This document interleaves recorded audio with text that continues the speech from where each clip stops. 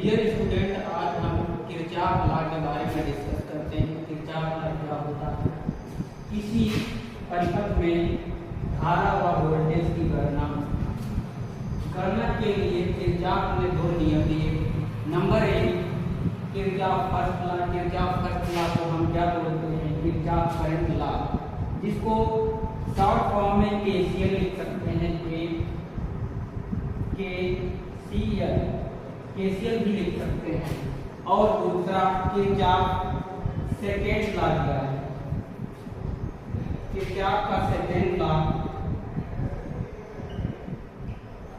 Kirchhoff का second law, जिसमें Kirchhoff दूसरा जो सेकेंड लॉ है, इसको मैं किरचॉफ वोल्टेज लॉ बोल सकते हैं, कहते हैं।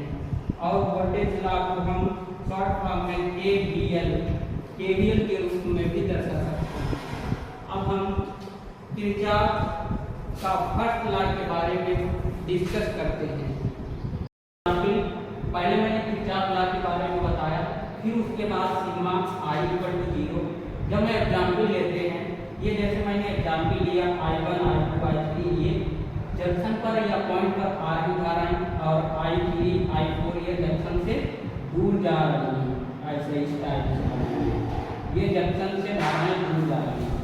जब ये धाराएं दूर जा रही हैं, तो हम ये I1, I2, I3 minus I4, I5 equal to 0, इसकी जगह पर हम अगर वैल्यू रख लेते हैं, जैसे कि 2 ले लिया, 4 ले लिया, अब 5 ले लिया, 3 ले लिया इधर, और यहाँ तो इसको मैं जैसे मान रखेंगे तो कितना आएगा? जैसे I1 का मान कितना आया? 2। ठीक, हमने सारी रख ली है वैल्यू, लेकिन एक छोड़ देते हैं I5, इसका मान हम निकालेंगे। I5 का मान निकालेंगे, इसका नहीं। तो I5 हमको निकालना है, तो I1 इक्वल टू 2 लिख लिया, I2 का मान लिख लिया 4, फिर I3 का मान लिख लिया 5, और माइनस I4 का मान हो गया 3, और माइनस I5 हमें निकालना है। तो I5 निकालना है, I5 इक्वल टू 0 आया। फिर इसके बाद हम 4 2 6, 6 5, 4 2 6, 6 5 11, 11 से 3 में 8। तो यहाँ पर 8 माइनस I5 इक्वल टू 0। तो I5 का मान कितना आ जाएगा? I5 का मान 8 आ जाएगा, 8 एम्पियर। 8 एम्पियर आ गया। अब ऐसे ये तो मान लेते हैं, ऐसे इसको मान निकाल लेते हैं I5 का। फिर इसमें जो है, इसको हम उधर भी तो लिख सकते हैं, ऐसे लिख सकते हैं I1 I2 plus I3 equal to I4 minus I5। ऐसे भी हम लिख सकते हैं, ये भी फार्मूला मान के चलो बन गया है। इसमें अगर कोई वैल्यू रखना है तो हम क्या करेंगे? इसमें अगर मान रख लेते हैं, जैसे पांचों करंट दी हैं, इसमें जितनी भी ब्रांचें हैं, ये सारी अगर किसी करंट का मान ज्ञात करना है, I1 या I2, इसमें रख लेते हैं, एक करंट का मान निकाल सकते हैं। अब हम किरचॉफ का सेकेंड लॉ के बारे में डिस्कस करते हैं। किरचॉफ का सेकेंड लॉ को केवीएल कहते हैं, किरचॉफ वोल्टेज लॉ। इस नियम के अनुसार किसी बंद परिपथ में प्रयोग, यहाँ पर में आएगा में प्रयोग, सभी वैद्युत वाहक बल तथा सभी पैसिव एलिमेंट के एक क्रॉस वोल्टेज ड्रॉप का बीजगणितीय योग शून्य होता है। Sigma EMF plus sigma IR drop equal to 0। इसको हम ऐसे लिख सकते हैं, sigma EMF equal to minus sigma IR drop. ठीक, ऐसे लिख सकते हैं। फिर उसके बाद में हम एग्जाम्पल लेते हैं। केवीएल का एग्जाम्पल दे रहा हूँ किरचॉफ वोल्टेज लॉ के बारे में। उसका एग्जाम्पल है।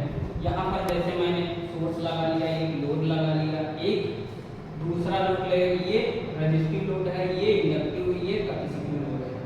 ठीक, इनके बीच में जो होता है, इनके बीच में जो वोल्टेज जो होगा यहाँ पर VR होगा और यहाँ पर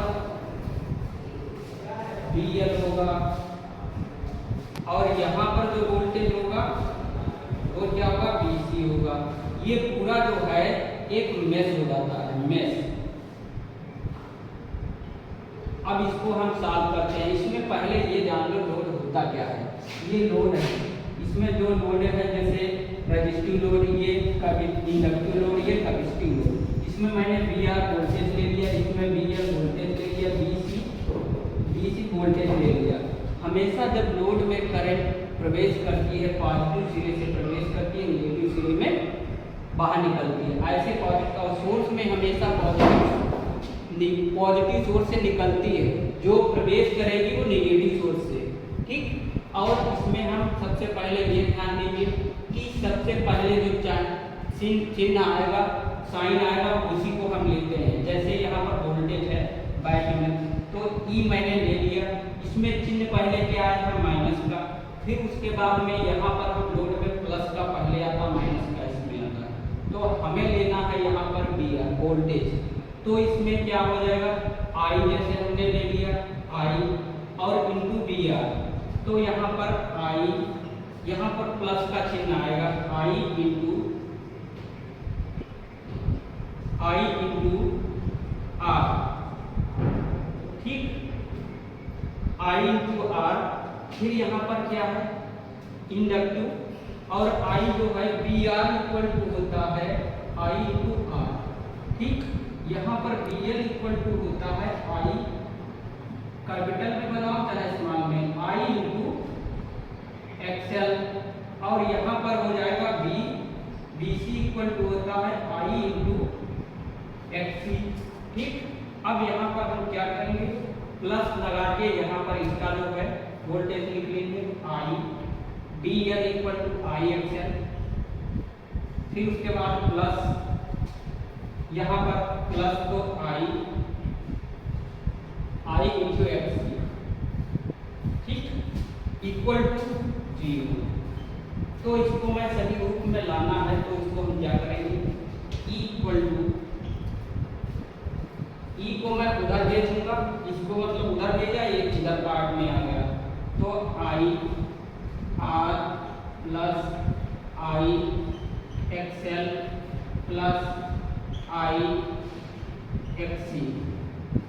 हम इसको इस टाइप में लिख लेते हैं। ये है हमारा डायग्राम, चाहे लगाओ ना लगाओ, ये वोल्टेज का मान लो जनरली। ठीक, इसी प्रकार सारे नेटवर्क में आगे अगर सॉल्व करेंगे इसी प्रकार लगेगा। जैसे इसमें वैल्यू भी पुटअप कर लेते हैं। ये जानो सोर्स में जो है पॉजिटिव सोर्स से करंट निकलती है, हमेशा नेगेटिव सिरे में प्रवेश करती है। इसमें जो है नेगेटिव सिरे से निकलेगी और लोड में हमेशा पॉजिटिव सिरे से वोल्टेज प्रवेश करता है या करंट प्रवेश करती है, नेगेटिव से निकलता है। बस इतना ध्यान रखना चिन्हों का। Thank you class.